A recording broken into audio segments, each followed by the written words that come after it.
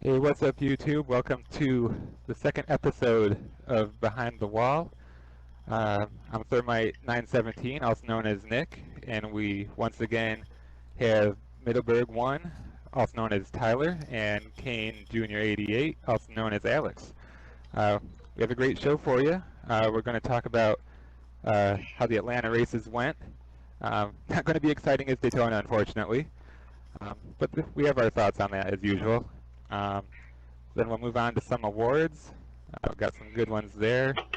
Then we're going to talk about our best and worst paint schemes of the week, and then move on to our predictions for next week, which is Las Vegas, and we also have a little something new planned for that segment as well. So let's get right into it, I guess.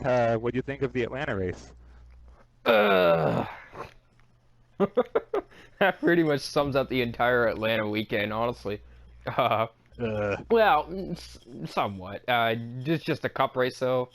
Man, it just was super boring as far as the race for the lead went. It was completely dominated. I didn't expect it, really, but no.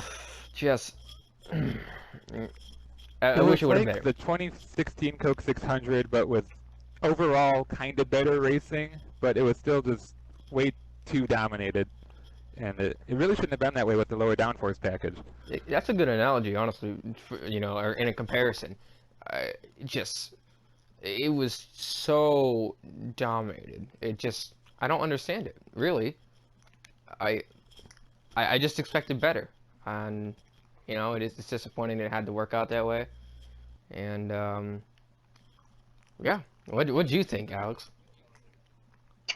I didn't really like it that much. I mean, like Nick said, with the low downforce package, you'd think the racing would be better, but unfortunately, when the horsepower is only 725, it really doesn't help much. If there were the old horsepower numbers, which was like 850, I think, it would have definitely made the racing a lot better. Because when you combine that much horsepower with that much low downforce, then you're asking for a great show. So, and yeah, it was pretty boring, seeing Kevin Harvick lead practically the entire race, reminiscent of Martin Truex Jr. in the Coke 600.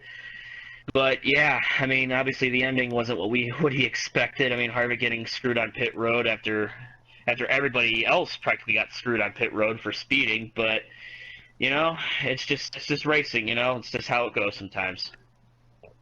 There it is, Yeah, I and mean, go ahead, Nick.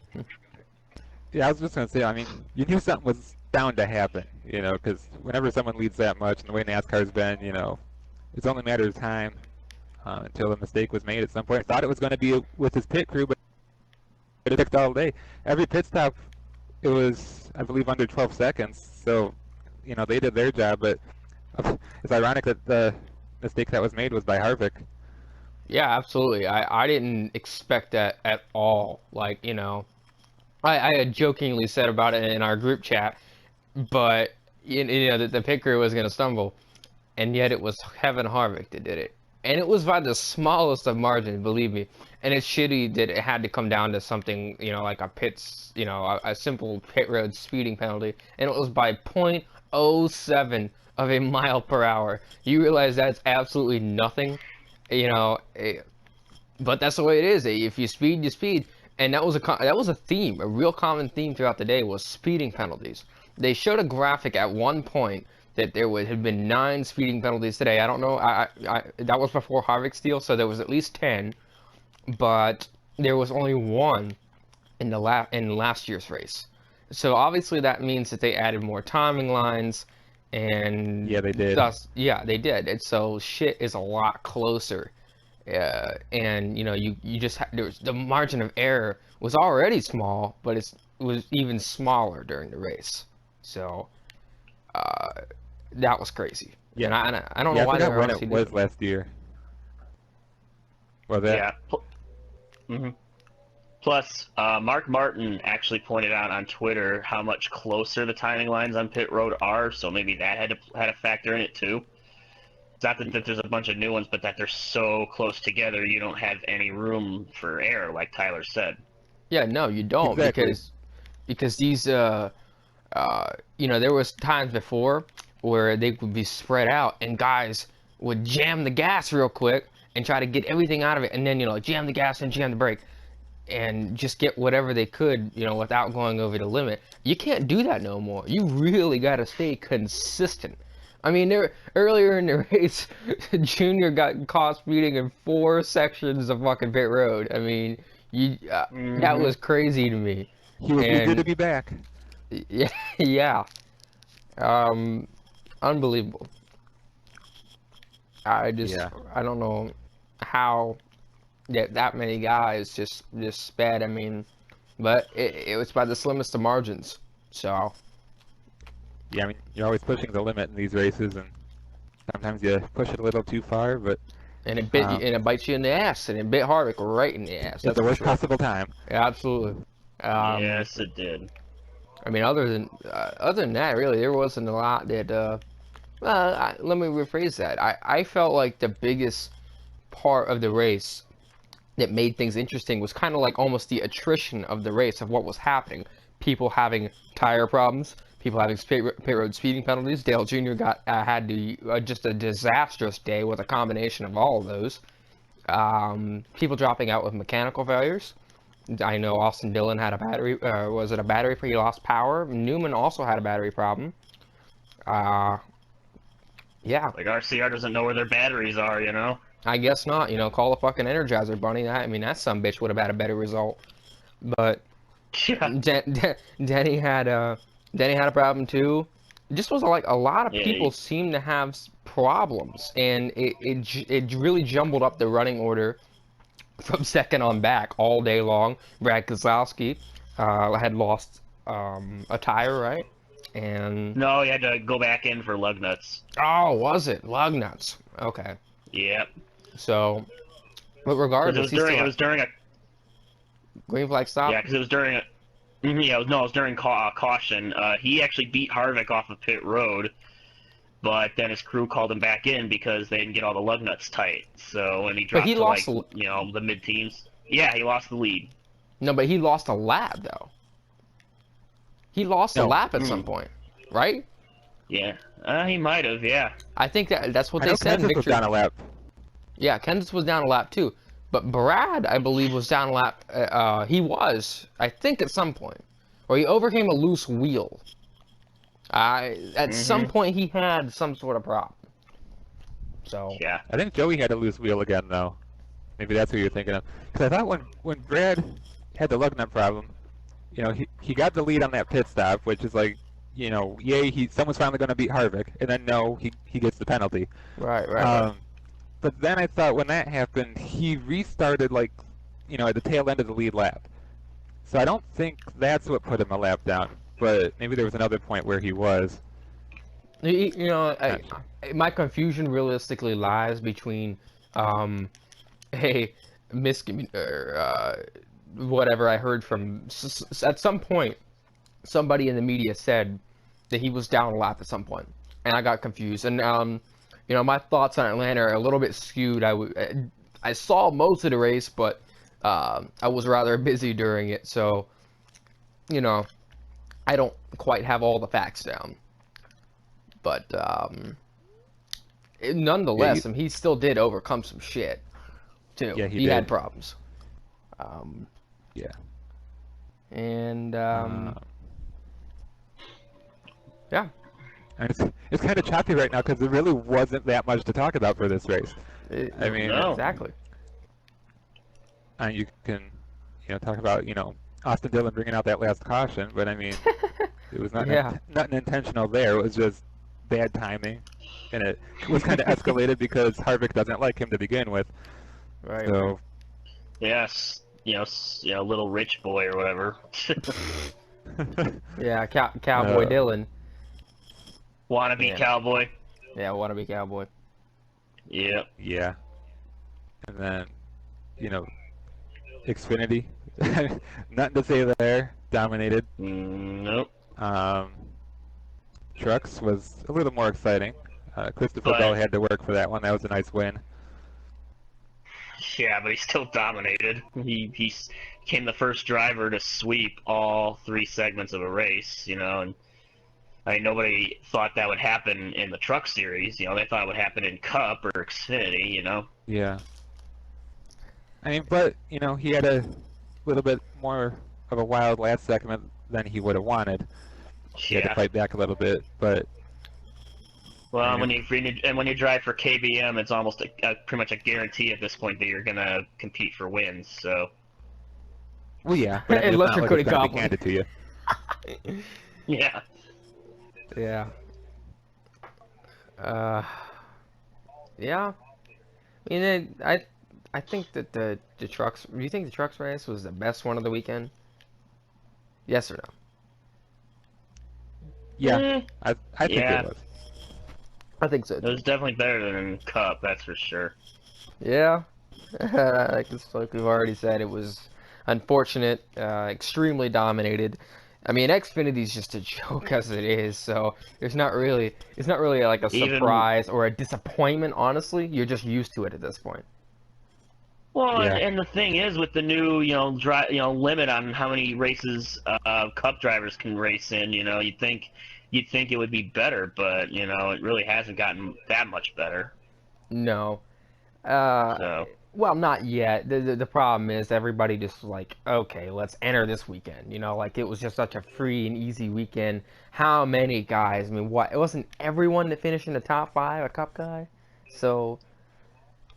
4 of the top 5 were Okay. Cup guys, and then Elliott That's Sadler right, was actually the Sadler. highest finishing Xfinity regular. He finished 5th. So Correct. Yeah, he finished Yeah. 5th, and Bubba Wallace finished 6th. They were right there, but of course they're always behind the Cup guys. That's the way it Yeah. is. So the top 4 finishers, 4 of the top 5. Half the damn top 10 is nothing but Cup guys. And it's just one of these weekends, one of them designated weekends. These guys used one of their 10 races. Congrats, Kyle. Won one of them, I guess, and then had a failed post-race inspection, which is hilarious on its own. So. Oh, and then he pointed out in his the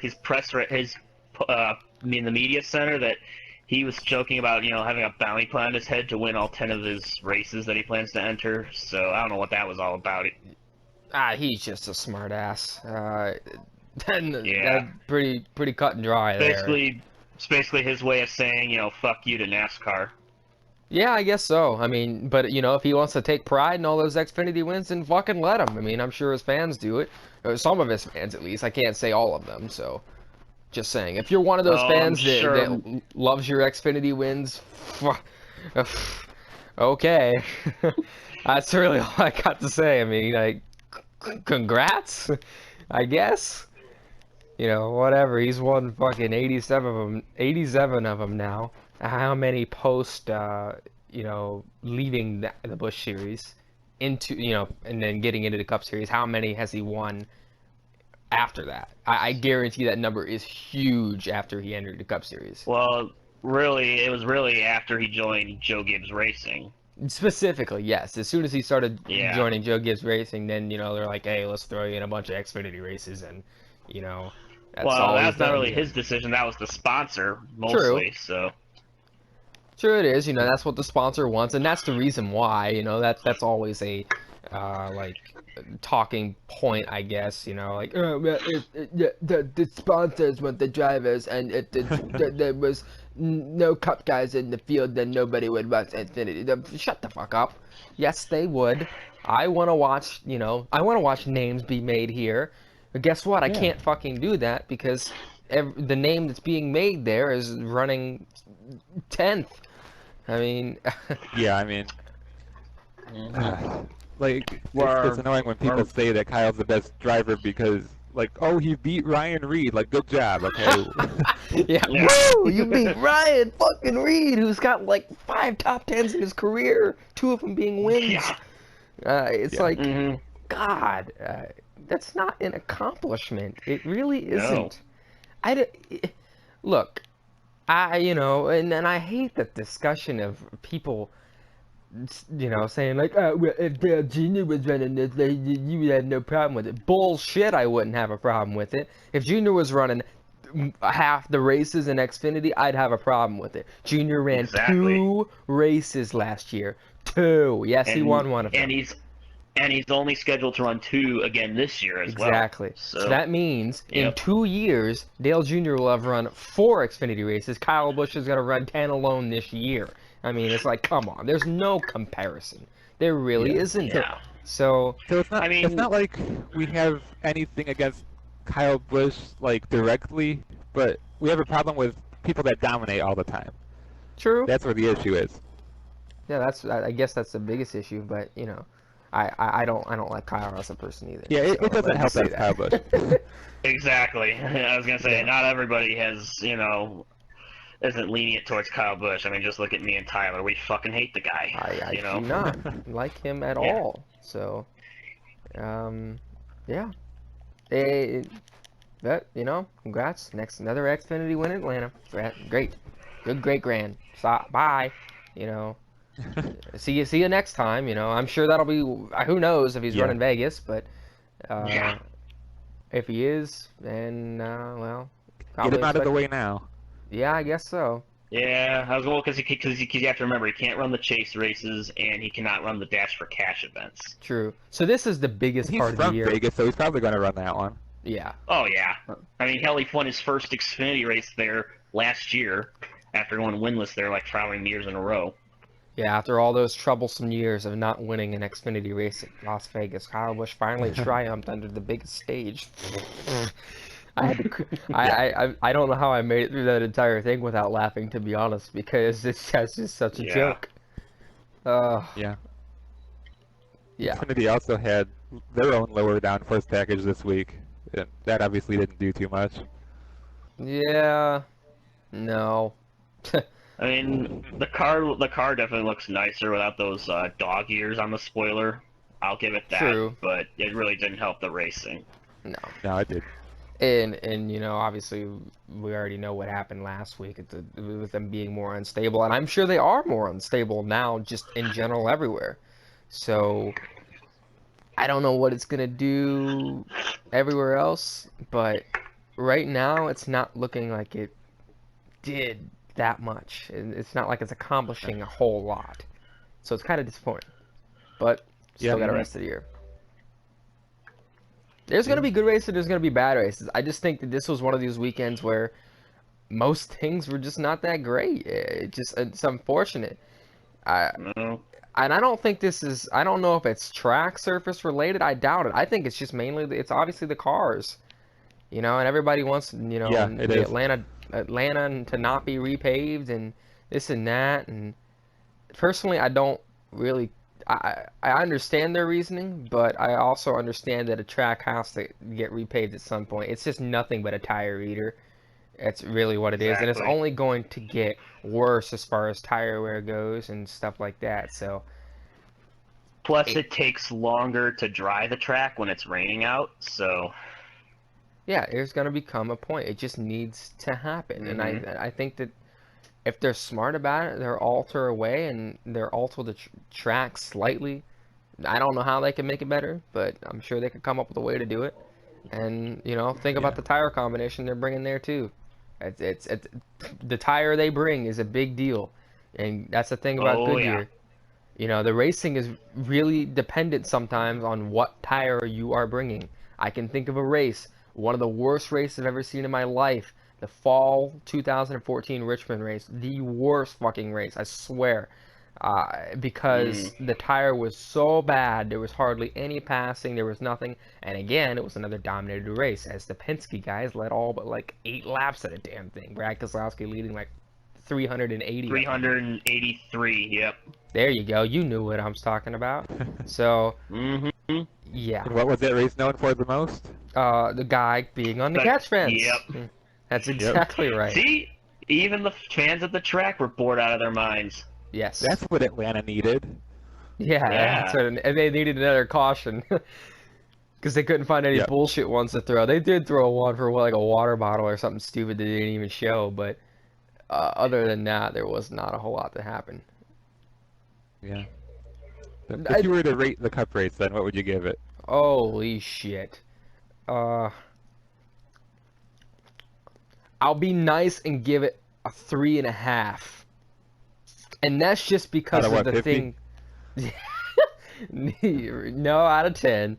Okay. I won't go that far. I won't go like, worst fucking race I've ever seen. I won't be one of those scrub salads, but at the same time, I'm realistic. I just don't think it was that great of a race. And I'm giving it a 3.5 mainly because of the things that happened throughout the field that kept you kind of in tune, because you're like, oh, this is something, this guy just had a pit road speeding penalty or a tire go down or he's got some sort of problem, like that's really the only reason why.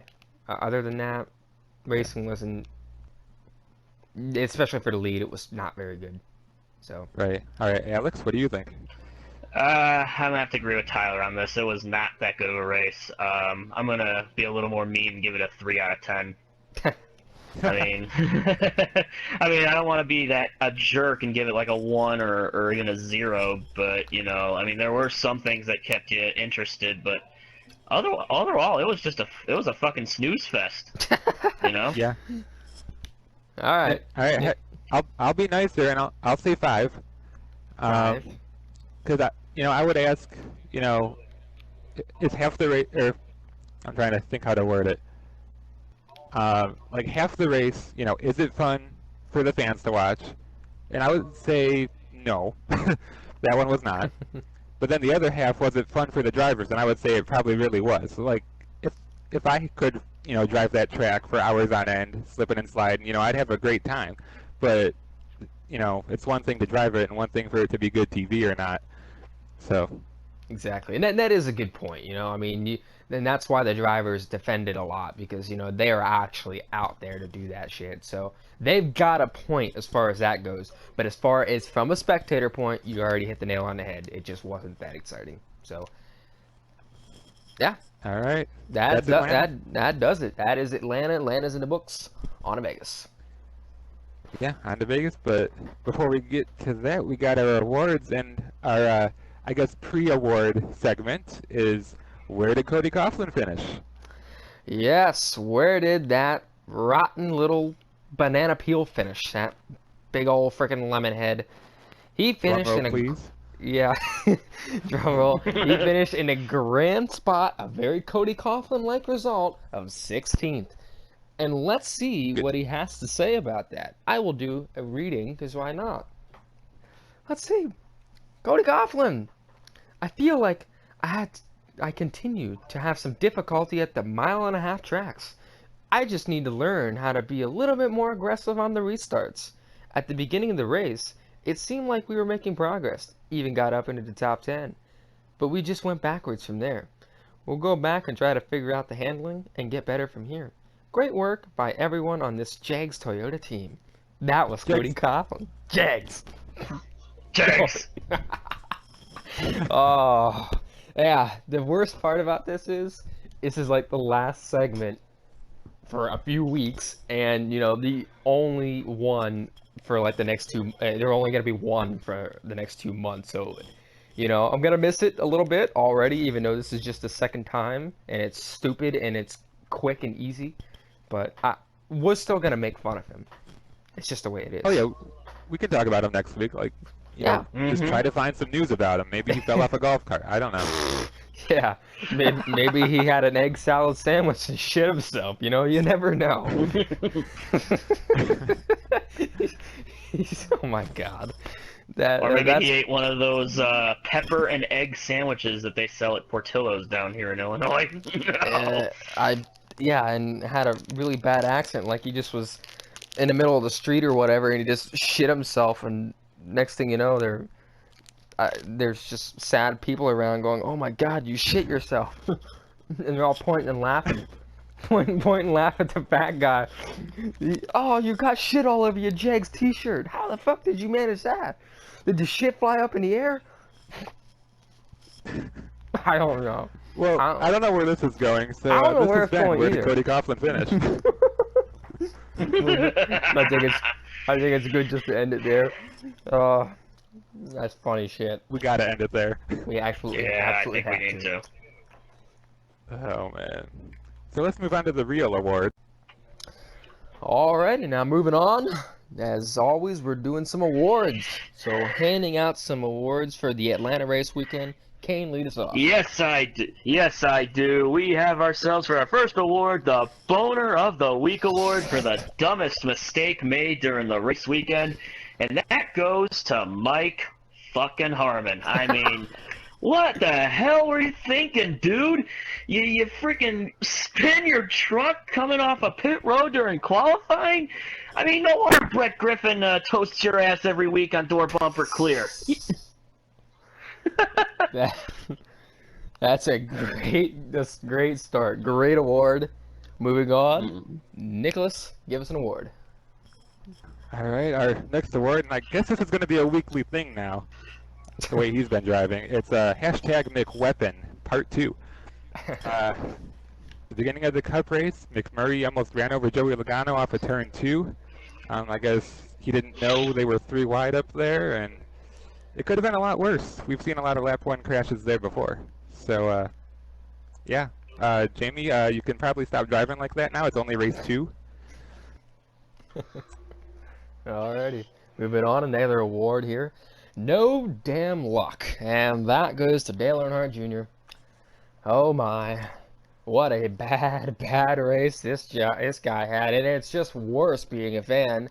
He had everything that could possibly go wrong. A self-inflicted problem of speeding on pit road in 4 sections. Then he has a tire go down and multiple loose wheels from there, finishing the race a disappointing 30th and a really dismal 5 laps down. So no luck at all. And yeah, moving on. One more thing with that is I heard someone say Michael Waltrip is still ahead of him in points. Holy shit. And not only him, but also Jimmy Johnson, too. Jimmy Johnson.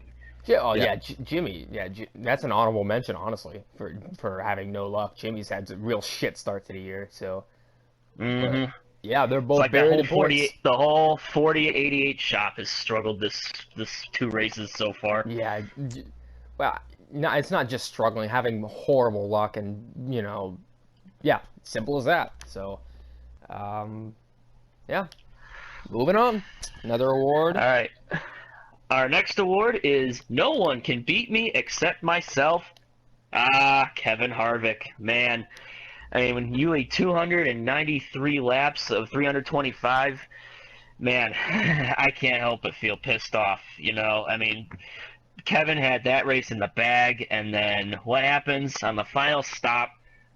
Up speeding penalty. Oh my God, that's so heartbreaking. I mean, I'm not even a Kevin Harvick fan, and I feel so sorry for him. I mean, but the fact, I mean, I'm happy that he at least took credit for he took the blame for about it after the race when he was being interviewed. But I mean, hey, you know what? He didn't have to lash out his pit crew for this one. That's true. That's always a first. That's right. Alrighty. And now we're going to hand out some Jimmy Spencer Pattern Awards, beginning with the cigar. And for the second week in a row, Brad Keselowski has to get the cigar award. It seems like the best fit. He overcame some shit, had his own series of problems, and drove back up through the field. And yes, it was lucky, for the fact that Harvick had the speeding penalty, but he still did win the race because he had the drive around Kyle Larson, who chose an odd line, but he still did it. And he did a good job. So, by far, the cigar award goes to Mr. Keselowski.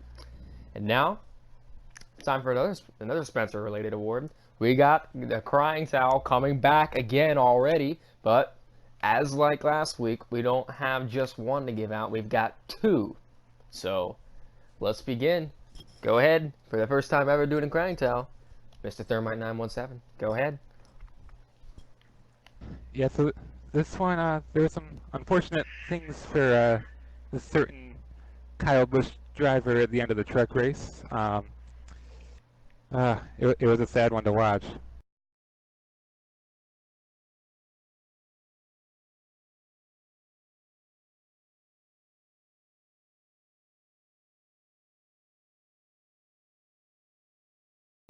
So, oh Kyle, who hurt you? Who hurt you? Oh, that's right, Goodyear did. They apparently stole the air in your tires while you weren't watching and sent you right into the wall.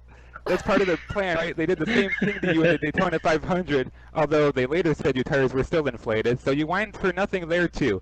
Anyway, check out what he had to say about his tragic ending. I know something else that had too much air, then that's your giant ass head! It's only the second race of the season, and you're already complaining it's like it's time for the playoffs. The playoffs! And on top of that, it was just a truck race. The truck race! That's like cup practice. Get a hold of yourself. You can't win them all. And think 8-pound, 6-ounce newborn baby Jesus for that. It's bad enough that you won the Xfinity race. I hope you don't teach your son Brexton to complain like that, or it's going to be a long 18 years. I bet you steal his candy too, because that seems to be one of your favorite things. And also, it's not like you dominated the race.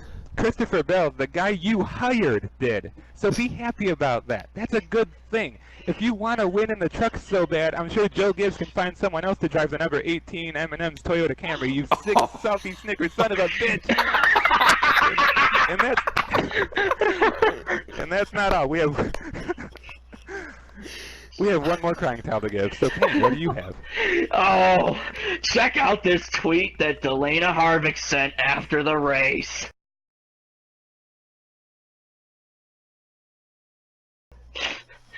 Oh, Delana! How could you say that to Austin Dillon? I mean, I know Kevin's had a rivalry with him since 2013, but come on! It can't be that horrible. I mean, Harvick screwed himself by spitting on pit road. If he hadn't spit on pit road, he would have still won the race. Oh, Delana, I hope you don't teach Keelan to act like that when he doesn't win a race! I know he's gonna be happy seeing the monster girls surrounding him all the time! You have to teach him that it's not all about winning! He has to lose a few to win a few! Oh, Delana, how could you? Oh. Oh my god. Yeah, That's fun. that was a ton of fun. Wow, I gotta give you props while still on air here. Nick, that was a hell of a first crying tale, I have to say. Holy shitballs. Thank you. So Yeah, that ain't no wonder Steve Burns enjoyed that segment so much on Race Hub. Absolutely. That's why we had to do it here. I don't care how many people listen to it. We love it. So I told you I was going to practice. you did. You absolutely did. I don't even think you needed voice lessons or anything. You just did it. You did your own version and you did it good. So that was Yep. excellent.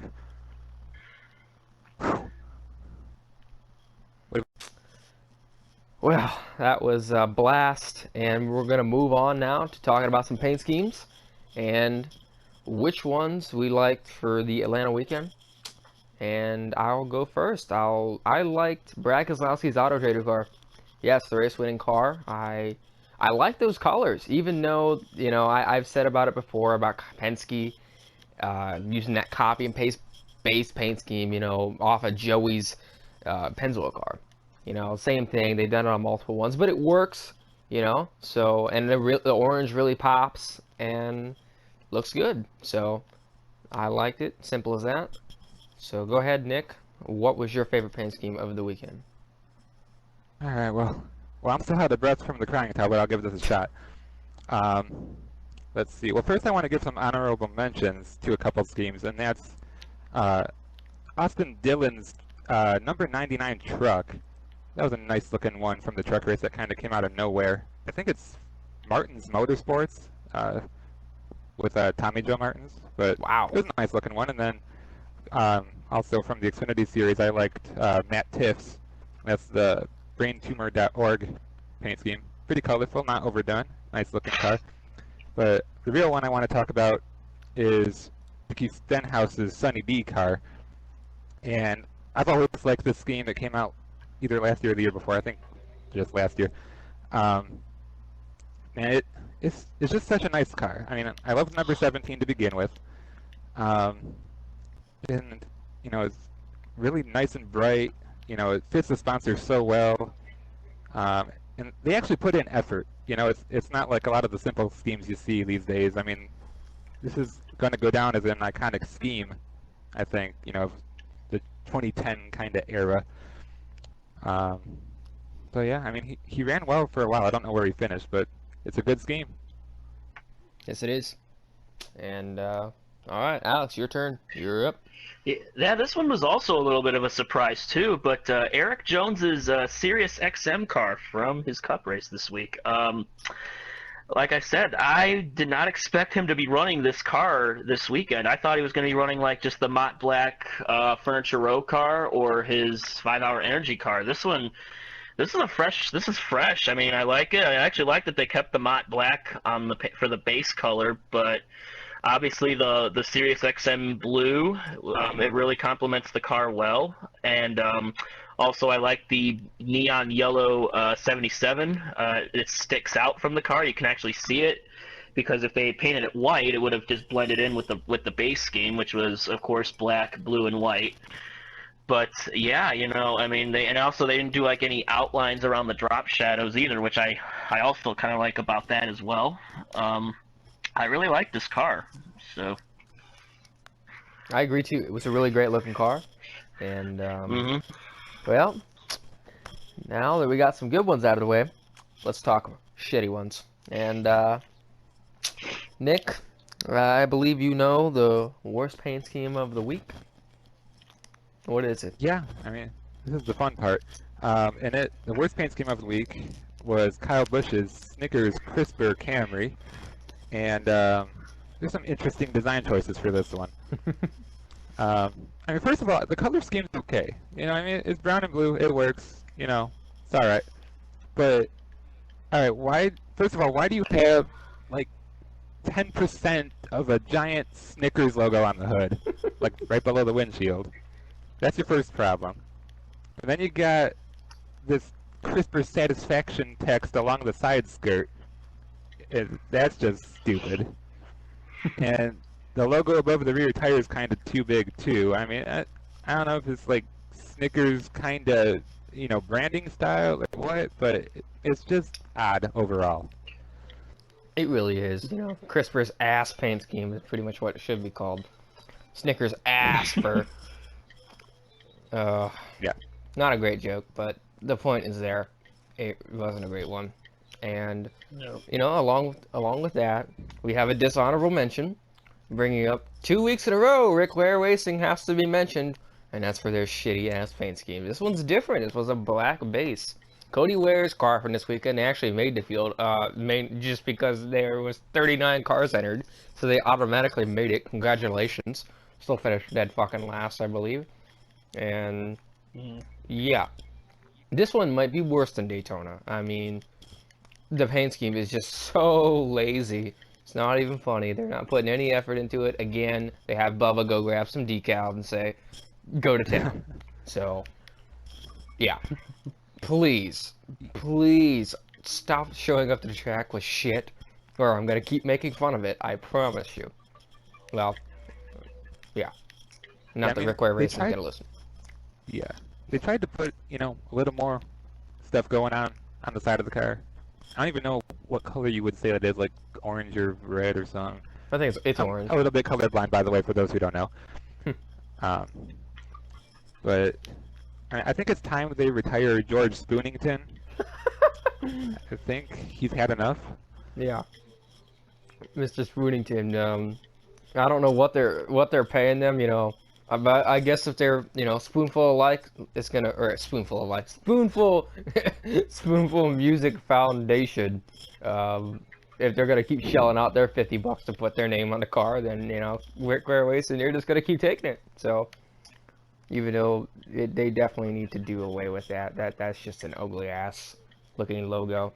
Maybe we'll send that to Spoonful. Like, hey, change your fucking logo, please. You seriously, it seriously looks like damn George Washington is gonna have a bowl of rice flakes or something. It's retarded. Please. It's sad when that's the best part of your paint scheme. I mean, if you want to, I mean, seriously though, if you want a paint scheme, if you want inspiration from a paint scheme that supports a musical sort of foundation, just look at Dale Jr.'s VH1 Save the Music car from 2011. Whoa, deja vu. Yeah. You said that last week. You did. Oh, I didn't. I did. You may have. I know that. Well, regardless, that's still a good car. So that's a much better Yeah. looking paint scheme. You would Not expect. to mention the logo. Not to mention the logo is way better. I like the trumpet. Yeah. Mix as forming the letters and stuff. That was integrated so well. So I know. Yeah. Yeah. I'm glad they did that. But for a small budget team, they're already moving on.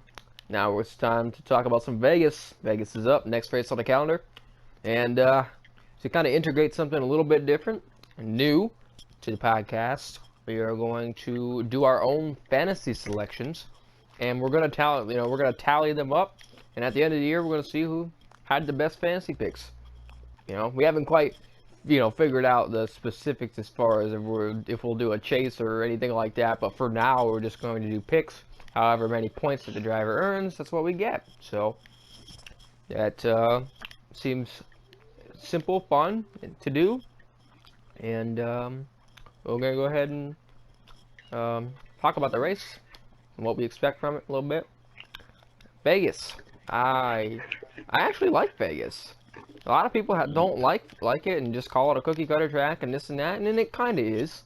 It's a 1.5 mile track, but they've had some decent racing there, so I don't mind it. I think it's gotten better as the years have gone on. It has gotten better, yeah. So that's what I expect. Just a solid race. Yeah.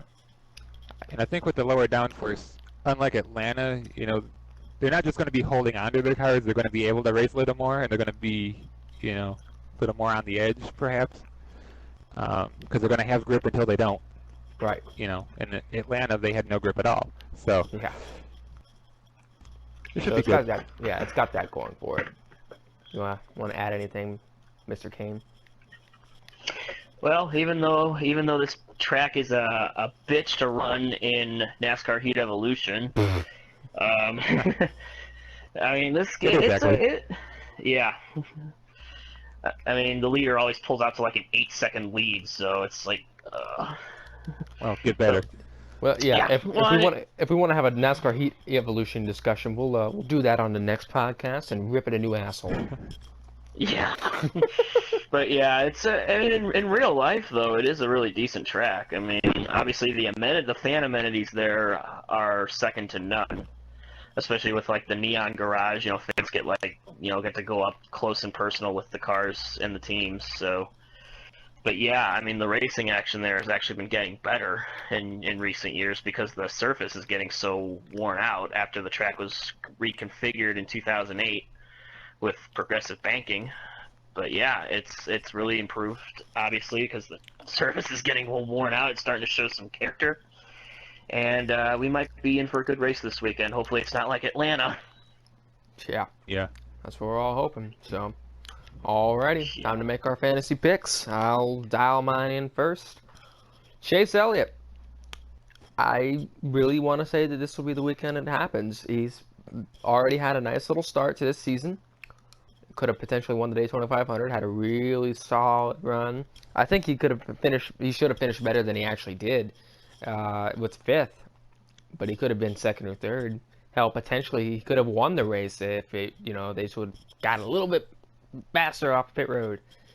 But I think it can happen. He was strong there last year, until he got involved in an unfortunate wreck at the end and ass ramming Kenseth. But that's my selection. Nick, what do you think? Who is your pick? Who are you looking for? I'm going with the driver who seems to be very good at redeeming himself after a bad race, and that's Kevin Harvick. And obviously he didn't close the deal at Atlanta, but I think he will in Vegas. So that's all I got to say about that. Sounds good. Kane? All right. Well, he's a former winner at Las Vegas Motor Speedway. In fact, he's won twice there, I think. Obviously, we have a trend going. It seems every 4 years, a Joe Gibbs racing car wins at Las Vegas. I mean, 2009, we had Kyle Busch win there, and then in 2013, Matt Kenseth got his first win with JGR there, and in fact, that's actually who I'm going to go with is Matt Kenseth. He always Not seems Suarez? to. Yeah, I would say Suarez. I mean, obviously, I wouldn't. If Suarez wins, I would not be surprised. I'm going to say that right now. Whoa. But yeah, I think. But I will say Kenseth definitely has the experience. I mean, he's won here before. He's definitely got the equipment. I mean, we all seen how JGR cars have done on mile-and-a-half tracks. So I think, unless you know Toyota's struggles continue, I think this will be the weekend that Kenseth brings home the first win for JGR. Alrighty, they are locked in, and next week we will see how everybody does and recap it all. So, alrighty, that was a good podcast. I think we covered a lot of ground, had some good stuff, some good conversation, great crying towels. Again, I have to say that. So, I believe that is all for us tonight. And if someone is listening to this and you've made it this far, thank you again. And I just want to point this out. Nick, you didn't say presented Yeah. by Perky Jerky at the beginning. Oh no. So Oh, they're gonna sue me. it's gonna come back around, and I'm gonna say it now. This has been Behind the Wall. You've been Behind the Wall, presented by Perky Jerky. Thank you for listening.